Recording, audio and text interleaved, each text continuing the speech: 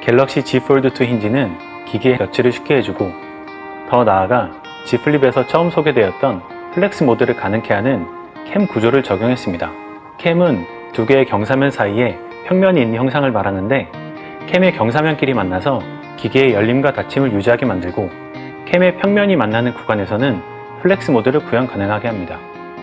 기기가 닫히려는 힘을 자석으로만 구현한 것이 아닌 캠 구조의 힌지를 함께 적용하여 자력을 감소시키면서도 안정적인 폴딩 경험을 제공할 수 있게 되었으며, 더불어 180도 유지력도 한층 더 개선되어 기기가 완전히 펼쳐졌을 때에도 실수로 기기가 접히는 것을 방지합니다.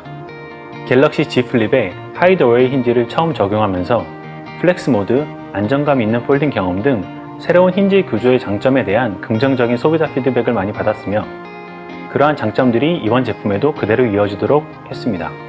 또한 Z 플립 대비 넓고 큰 폼팩터를 안정적으로 뒷받침하고자 캠이나 스프링의 개수를 증가시켜 안정감을 유지하면서도 정교하고 세밀한 설계를 통해 힌지부 사이즈가 지나치게 커지는 것을 방지하였습니다. 힌지부에만 60여 개의 부품이 들어갑니다. 이렇게 많은 부품이 들어가는 힌지가 제품 전체의 슬릭한 디자인을 해치지 않게 하기 위해서는 정교하고 세밀한 설계가 필요했습니다. 이를 위해 디자인팀과 끊임없이 커뮤니케이션하면서 수십 가지 버전의 설계를 검토해 최적화된 공간에 힌지를 장착할 수 있게 되었고, 이를 통해 현재의 디자인을 구현해낼 수 있었습니다. 힌지 하우징부, 중앙부와 좌우측의 단말이 만나는 부분, 움직일 수밖에 없는 부분이기 때문에 생기는 갭, 이 갭을 막아야 합니다. 근데 생각해 보시면 갭을 막으면 단말이 움직일 수 있을까요? 움직일 수 없게 되겠죠.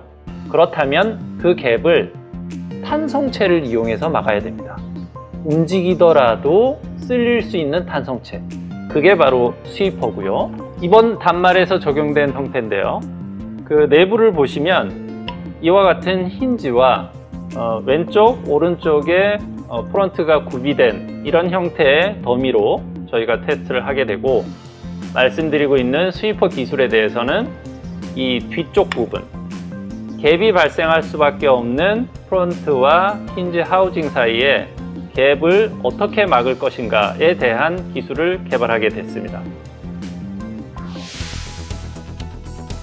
움직이는 부품이기 때문에 생길 수밖에 없는 갭, 이 갭을 어떤 방식으로 막는가 하는 것이 개발진에 남겨진 숙제였고, 그건 다음에 세 가지 조건을 만족해야만 했습니다. 첫 번째는 수명 조건입니다. 어떤 구조물이 된다 손 치더라도 그 구조물은 20만의 폴딩 조건이 있습니다. 이 조건을 극복해야 되는 구조여야 됐습니다. 그리고 두 번째, 그 20만의 조건을 만족한다 하더라도 그 구조는 탄성체여야만 합니다. 앞서 말씀드린 힌지의 구조물은 무려 60개 이상의 부품으로 이루어져 있습니다. 이 60개 이상의 부품이 조립, 어셈블리 과정을 거치게 되면 다양한 갭의 레인지가 생길 수밖에 없습니다. 이 갭들을 모두 막을 수 있는 탄성 조건이 되어야만 되는 것입니다.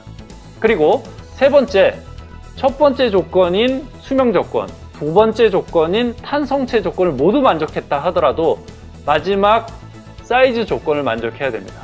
아시다시피 폴더블 단말은 양쪽의 엔진, 컴포넌트가 모두 들어가 있는 부품을, 단말을 접는 형태의 단말이기 때문에 이 부품이 두껍고 무겁고 하는 방향으로 제품 개발이 된다면 소비자로부터 환영받지 못할 구조물이 되는 것입니다.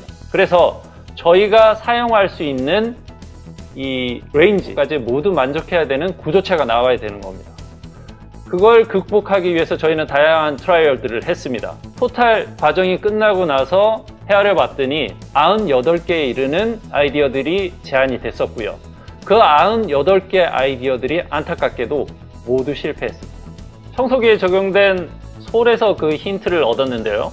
여러분이 가정에서 사용하시는 무선 청소기에 그 청소기 솔이라고 보시면 됩니다.